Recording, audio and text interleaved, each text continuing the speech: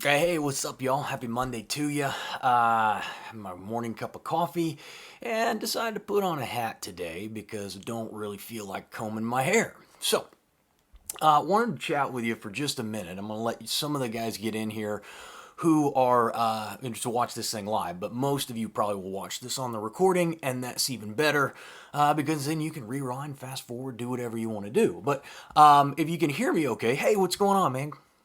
Give me a thumbs up if you can hear me all right. Then we'll kick things off. What I want to talk to you about today is how to use analog tactics in a digital world. And to do this, I'm going to use this as an example of the number of connections I have, the number of, with, tens of, I've 15, 13, 14,000 people. Thank you, man. Actually, we're going to be making these available. These sweet mugs are going to be available to all of our Nomad Network members. We have decided, this is a sidetrack, but we have decided that nobody will be allowed to purchase Nomad gear from us unless they are members of our network. If you're interested in that, go to mynomad.network. That's mynomad.network. It's not a .com, it's a .network. Mynomad.network, and you can check it out. But we're going to be putting together like swag boxes for people who want to purchase them, but you're going to have to be a member of the network to do it. But one of the this is a mug, and that'll be one of the things, of course, that we're going to be including. And the T-shirt, you see the T-shirt. And then I've got these sweet black hats, but you can't buy those. You got to earn them. So, with that said, let's talk about what I want to discuss today, which is using analog tactics in a digital world. So let me explain kind of for those of you who are new. How many of you, by the way, really pretty new to business, digital business, that kind of thing? And I would say like in the last probably 3 years or so is when you started. Because when I started, it was in 2008, and in 2008, YouTube had been purchased by Google in 2006, so it was still relatively new, although it was very popular. But social media was not anything like it was today. In fact, it was no part of business really, and it was still a very small part of our daily lives. And in order for companies like Facebook and Twitter to amass a lot of people, what they needed was they needed a lot of content on the platform. They needed a lot of people on the platform.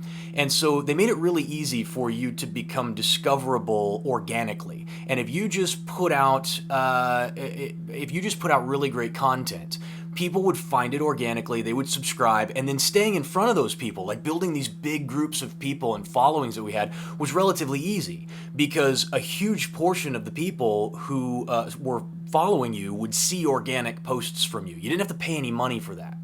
Well, as Facebook began to grow and they put hundreds of thousands and then hundreds of millions and then billions of people on their platform, they stopped needing us as badly. And what they really needed is revenue because they needed to be able to show a profit. And so slowly but surely, they began reducing the amount of organic content that you saw to the point now where it's estimated that between 1 and 3% of any post that you make on social media, particularly on places like Twitter or Instagram or Facebook, are going to be seen by the people who follow you. So for example, we got like 9, 10, 12 people who are listening to this right now. I have almost 14,000 followers on Instagram. Right now, we will get hundreds, if not thousands of people who will watch the replay of this, but still, the percentage of people who will actually see and engage with the content that you're not paying for is almost zero. It's so small that we really have to begin rethinking how we go about trying to find our audience and how to connect with them. Now, as I said before, when I first got started in this business, social media wasn't really a thing. We were still using analog tactics from direct response marketing, like old school mail tactics, and we were applying those to email. And one of the most effective ways for you to grow an audience, if you have zero or very, very few people, is instead of trying to go out and build this organic tribe on social media, which is, as I said, is almost very, very difficult to do. And even if you do it, you're going to have to constantly spend money to stay in front of those people, right? An easier way, a much more effective way, is to use what I call a rising tide strategy. And it works like this. Make a list of I don't care how many, 5, 10, 50, however many people in your industry and outside of your industry that are both in competitive niches, so people that you'd really like to collaborate with, that are doing really great work in your same space, that you would like to know your name. And also people who are in what I call non-competitive but complementary niches. So let's say, for example, you own a dog training company, which is what I wrote about this morning in my daily alchemy newsletter. I said, let's say you own a dog training company. Well, some great people for you to reach out to are people who make dog treats or dog toys, people who are in the dog boarding business or the doggy daycare business, even vets, people like that. Even shelters would be a good place for you to reach out to. And the reason we make these connections is so that we can share audience. See, with people who are in non-competitive but complementary niches, they all need the same things that you need. They need to grow their audience. They're looking for exposure to other people. And if you're building your audience through all of the social stuff that we talk about, and you're bringing people onto your email list, and you're providing really great value to people for the money you're asking, going to other people who are doing the same thing but are in non-competitive niches, means there's a chance for you to share and collaborate, and there's no loss of what we call share of wallet. Okay, share of wallet is this concept that at any given time, a certain person has a finite amount of money that they're willing to spend in a category over that period of time, and the goal is to acquire as much of that market share as much of that share of wallet as possible. So let's say that a guy who's who's looking to have his dog trained, right, or who owns an animal. A certain percentage of money he will commit in a certain period of time for dog training. Okay, let's say it's $100. Well, if it's $100, whatever that number is, you want to have as much of that $100 as you can. Well, the nice thing about non-competitive niches, but complementary niches, is that you don't have to share that wallet expense, right? Because he's going to spend a certain amount on training, a certain amount on boarding, a certain amount on toys and food. So there's a chance for you to capture greater market share, reach new people without spending any extra money, okay? So that's the first thing, is make that list of people, start reaching out to these folks who are non-competitive but complementary, but also don't neglect the people who are in a competitive niche, especially if you're choosing people who are at about your same level. Because one of the easiest ways to build celebrity, to build authority in your industry when you have none, is to be seen associating with, collaborating with other people in your industry who have some notoriety. Now, the people that you may be talking to may be at about the same level as you, but to their audience, they have notoriety. To their audience, they're somebody. Which means when you are seen alongside them, when you're bringing them on your podcast, when you're creating content for them or vice versa, one of the benefits is you get their celebrity, you get their authority, and it helps build your notoriety and your authority in that industry as well. So don't neglect the people in your same industry who may be competitors of yours. Because again, especially if they're at your same level, they desperately need help too. They're looking for ways to reach out and get audience. And sometimes, giving up a little bit of that share of wallet in order to acquire a new buyer or a new subscriber can pay you massive dividends down the road. My opinion about myself and the business that I'm in is once you come to my side of the fence, you don't go back to the other side.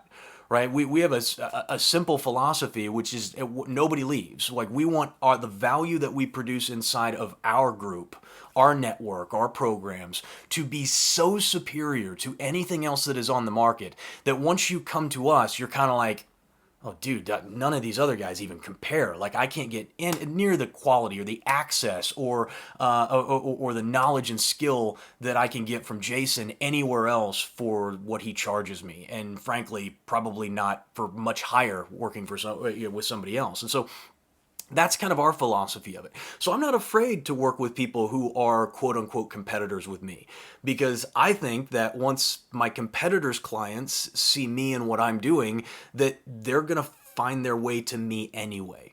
And so, anyway, those are some ideas. Is this something that you guys are employing right now? Have you ever tried this in your own life, in your own business? And what sort of results did you see? This is how I actually started. While you guys are kind of typing that out, this is how I started my first company. is I had I didn't even have a training program, but I'd been doing a lot of videos on YouTube, and I had a little subscription program that I had been running, very small. We're talking like $2,000 or $3,000 a month. It was not much. And somebody caught one of the videos that I was doing, and they came to me and they said, Jason, we're internet marketers. We don't have a product. We don't know anything about, the technical expertise of what you do, but we have about 20,000 people on this mailing list that we think would really like your stuff. Would you mind creating a product to sell to these people, and then we'll split the proceeds that come out of it? And that was how I made my first $200,000. It actually didn't end up being $2,000, because after I split, the fees came out and everything, I ended up making about 60 grand. But that's the way I made my first real money in an online business, is finding somebody who had a list of people, and who needed me in order to create the value for them. And there are lots of people out there like that. It's more and more, they're becoming coveted. I mean, owning the list is really where the money is. But in the beginning, how do you acquire that list? Well, you can either spend massive amounts of money on advertising to promote what you've got, or you got to go analog. You got to get out there. You got to email. You got to phone call. You got to, God forbid, write a letter to somebody that you want to do business with, and just explain, hey, here's who I am. Here's what I do. Here's the value that I want to offer to you. Okay, and that's important, because far too often I get emails every single day, I'm sure you do too, and private messages on LinkedIn from people who are saying to me, oh, Jason, hey, I have this thing, and the reason I'm reaching out to you is because I would like to be on your show. And I'm like, dude, that's idiotic. Like, why on earth would I bring you on my show so that I can use my audience to benefit you? The way I do it is that when I want to reach out to somebody new, the very first thing I do is to say, hey, I love what you're doing. This is what I do. I would love to bring you on my show. I would love to introduce you to my audience, because I think what you do has value, and I think you would be a benefit to my audience. The number of responses I get by approaching it that way are, infinitely larger than doing it the other way. Now, once we have a great conversation and we've had a chance to chat before the show and after the show, that's when I approach them and I say, hey, let me ask you a question. Would you be open to a list exchange? Would you be open to maybe letting me create some content in this specific subject for your audience for free, so that you have something to give to them that you don't actually have to create yourself? Again, I try and find other ways where I can provide value to them, that primarily benefits them, but also has a side effect of benefiting me as well. And guys, that's the way you need to be thinking. That's how you have to process this if you ever want to be successful and get out of the gate. Because the old way of doing things 5 years ago, where you just go, oh, I'm just going to create this group on Facebook, and now I'm going to have this massive audience that I can go out and just ask, just convert into cash. Those days are going away, if they're not gone already. And we got to be thinking differently about how we go about our audience. And the great thing is that there's people who've been doing this for hundreds of years, right? This is not new. Direct response marketing, promotion, celebrity. We can go way, way back and find these people and how they did it. And the old school analog tactics of just simply making connections with people, the human experience, not only is it not dead, I think people are craving it now more than they ever have. So anyway, let me answer one of these questions. So Tony asks, how long do you have to be in an industry to be an authority figure? I feel like I'm good at sales, but how could I compete with somebody like Belfort? Well, first of all, why do you think that? Belfort is a convicted felon, who shows little to no remorse for his victims, and who is amassing an audience of people now because of his success with the Wolf of Wall Street book. I would be cautious about doing any sort of business with a guy like that. It is. In our industry, in the industry that you're talking about, Tony, in sales, that industry is fraught with all kinds of liability issues that if you are not careful, you get pinched. And if I'm the government and I'm looking around at who am I going to go after, who do I think are the shadiest, most underhanded people in that industry, and who are they associated with? Well, guess what? Pretty good chance if Belfort ends up doing anything underhanded or ends up associating himself with anybody who is of ill repute and your name's attached to that, pretty good chance that you're going to go down with them as well. So I've been very cautious about that. Belfort has so much stacked against him in terms of the history and where he comes from. He's not somebody that I would be concerned about. But to your bigger question, how do you as somebody new establish authority? The easiest way, well, there's 5 ways, 6 ways to create celebrity. I talk about it in a variety of places. I think you can even go on YouTube, and 6 ways to build celebrity is a video I put out, and I kind of talk about this. One way is to attack it. So you go out and you find somebody in your industry, like a Jordan, who you think is not doing things correctly, ethically, honorably, who is but who has a lot of credit, it was a lot of name recognition, and you attack them. You may not be comfortable with that. You don't have to make it nasty, but you can just say, listen, I don't think the way that they look at things is a good way. Like, for example, I'll give you an example, okay? Dave Ramsey's a great guy. I have been through his program. I think he has a legit heart to help people get out of debt and fix their broken financial lives, right? Dave Ramsey's big, like number 3 largest radio program in America.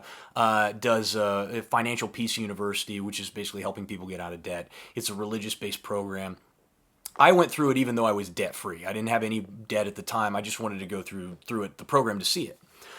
And based on what I understand about making money, business, and life in general, is that Dave Ramsey's prescription that he writes for people is really good for getting you from lower class to middle class, maybe upper middle class, right? It'll take you that far. So if you're dirt poor and you're deep in debt and you're trying to figure out, dude, I just need to get to the middle class. That's what I got to do. Dave Ramsey will help you do that. But if you want to achieve big success in life, if you want the type of success that most of us want, the type that creates autonomy for us, then putting your money into envelopes ain't going to work. That ain't going to cut it. Having the budget isn't going to work, because as entrepreneurs, I don't have budgets, right? We make money, and based on the amount of money we make, we redeploy those assets, right? But month to month, income's going to fluctuate.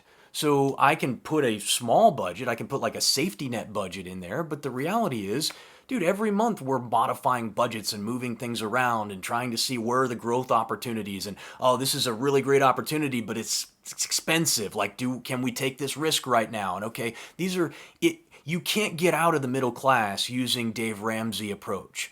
And so you got to modify at some point. And so if I'm going to talk about money, I take a much simpler approach. I say 2 things. Spend less than you make, okay? And then save and invest the rest in things you understand. We focus on income producing side, not the cost cutting side. Cost cutting side to me incentivizes a poverty mindset. I don't like poverty mindset. So instead of saying, oh, how do I cut money out of my budget? I prefer to ask, where can I find the money to live the lifestyle I want while, at the same time, spending less than I make. And then secondly, save and invest the rest in things you understand. It's not complicated, but it doesn't require that you cut up your credit cards and, that you put money into envelopes every week like you're a child. I suppose some people need that. But my audience doesn't, and to me, that's a recipe for a middle-class life, which I don't want. So I can attack him without being mean about it. Just say, look, it's fine for some people, but not if this is the type of person you are. And so anyway, that's one example of it. But how long does it take? Depends on how hard you want to work. I went from being completely unknown in the libertarian world and libertarian political kind of sphere to being the number 1 podcast host in that industry in 2.5 years. Okay? Like 0 to the number 1 guy. Now there are other guys in there that are right alongside me. Dave Smith was in there. Certainly, Tom Woods was a guy who still was a big, big name. But I went from being nobody to being one of the most recognized people in that space inside of 3 years. But keep in mind, I used a lot of tactics. I was buying advertising on other people's shows, getting Tom Woods to promote me and my show and my name. I was collaborating with people like Dave Woods and letting Dave Smith, and letting him come on my podcast and host shows while I was gone. We showed up at events and I made myself available, and we did a lot of branding and marketing around me being somebody who you should listen to. So how fast can you do it? You can do it quickly. You can do it in years, not decades. But you have to be committed to doing it. And you cannot expect to step in, start creating some content, make a couple of connections, and 6 months later, you're the number one dude in your space. It doesn't work like that. This sort of branding and slow market exposure is very, very effective. But it is something that takes time for you to build. And the worst thing that you can do is have an improper expectation. So, Tony, in a best case scenario, let's say that you can do it in 2 years. In a worst case scenario, let's say it takes 4 or 5. Bottom line is, if in 5 years from today you could be one of the most recognized and respected people in your industry, would it be worth time to start? And most people would say, well, absolutely. So why not get started? The other thing you can do is you can carve out a niche for yourself. One of the things that I struggled with is that I teach early stage entrepreneurs how to build digital businesses. That's what I do. I do fundamentally the same thing that thousands of other people do. I just tend to be better at it than most of them. But I knew that trying to become a leader in that industry would require me to go up against the likes of like Tony Robbins and these massive names. This would be really, really hard for me to be a huge name in that niche because the niche is so broad and because there are so many massive international players in it. So I just created my own niche, right? I created the Nomad Network. I created the Nomadic Wealth Formula, which is the book I wrote, to establish a new niche. I am the number one guy in nomadic business. In building digital businesses to create autonomy, right? That's what I do. And nobody else can be the number one person in that industry because I literally wrote the book on it. I am the number one person on how to create nomadic wealth in your life, right? I'm the number one guy because I wrote the book. I created the industry, right? And it's a subset of the larger industry of digital entrepreneurship, right? But it's something that I can be the master of. It's something that when you see the brand, the logos, that's mine. I own it. If you want to be part of that, if that's appealing to you and you want to be part of our club, there's only one way to do it. You got to join the Nomad Network. You got to go to mynomad.network.com. I'm sorry, mynomad.network. It's not a .com. So let me plug that in. Mynomad.network. Just give everybody the link for that. Mynomad.network, and you join. And you join hundreds of other entrepreneurs who are all moving in the same direction you are. In terms of building those collaborative opportunities, everything we've talked about today, Nomad Network. In terms of finding other people in your industry that you can cooperate with and share resources with, Nomad Network. It's so funny because we've recently had an influx of a ton of new people, and I'm surprised at how many people are into like urban farming, raising sustainable living. There's just a ton of people who have found their way to us who that's kind of their niche. And that's a really small niche of people, homesteaders. There's not a ton of people out there. That's a really popular niche that doesn't have a lot of competition. There's not there's no Tony Robbins of urban farming, right?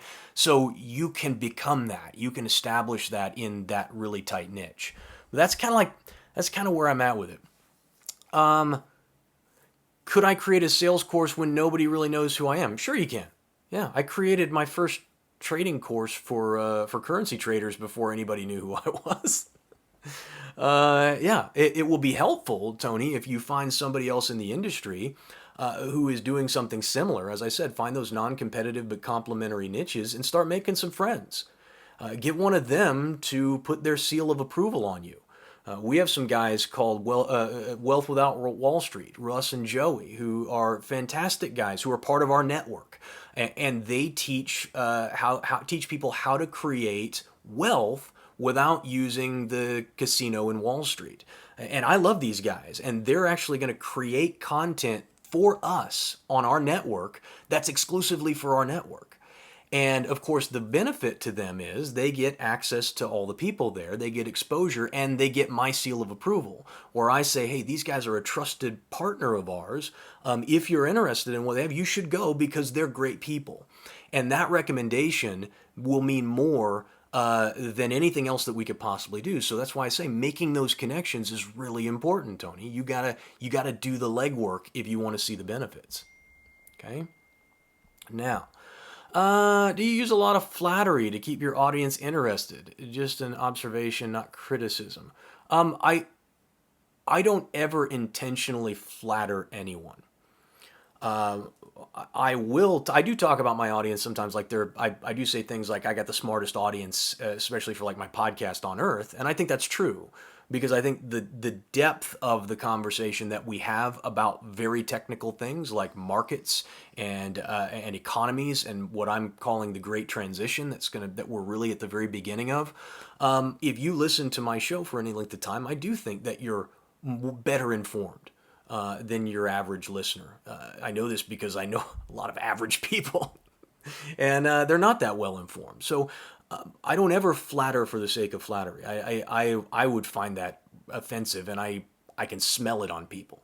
But I do like boosting people's confidence. Everybody wants to be around somebody, Aaron, that is constantly approving. Right? Man, you're so good. Man, it's awesome. Man, your life is incredible. Man, I just love it. Tell me more. Right? Who doesn't love that person? We all love talking about ourselves.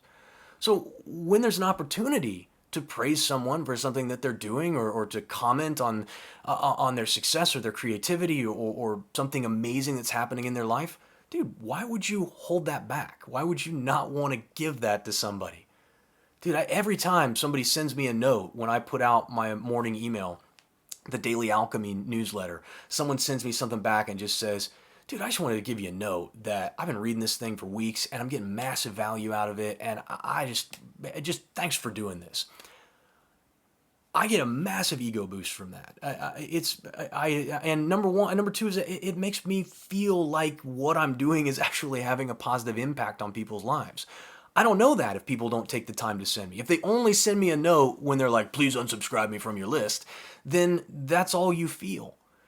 And so giving people that boost, that confidence, telling them that they're valuable, that you love what they're doing and who they are, if you mean it, it's important that you do that because we all need that, especially in today's world. Okay?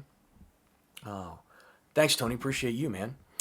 Do you have any YouTube channel that I can follow your technical analysis? No, I don't do that anymore. I don't do any. I do have a trading and investing program that I work with people on.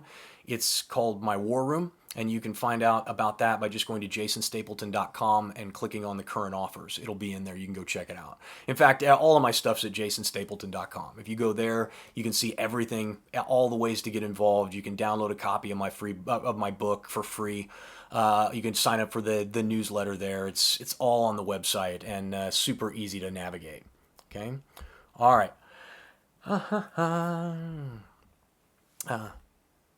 Perfect. Excellent. Okay, guys, I got to go because I got a podcast that I'm doing at 10 a.m. If you'd like to join me, just Google Wealth, Power, and Influence. You can find the recorded version of the podcast that'll put out later this morning, and you can watch it live on the YouTubes and the Facebooks and whatnot. So just Google Wealth, Power, and Influence with Jason Stapleton, and you'll find all the ways, or go to jasonstapleton.com and click on the podcast there about halfway down the main page.